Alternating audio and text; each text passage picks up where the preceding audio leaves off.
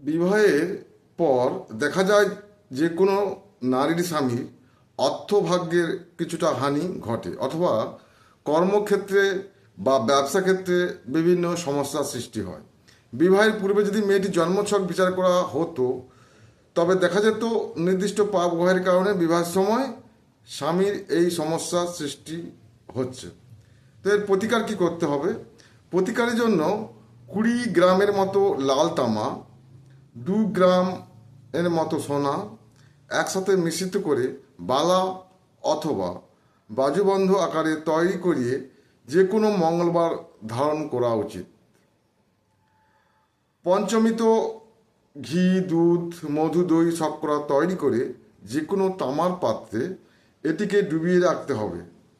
ধারণের পূর্বে এটিকে পরিষ্কার গঙ্গা জলে ধুয়ে বাম বাহুতে বা বাম হাতের কবজিতে ধারণ করতে হবে।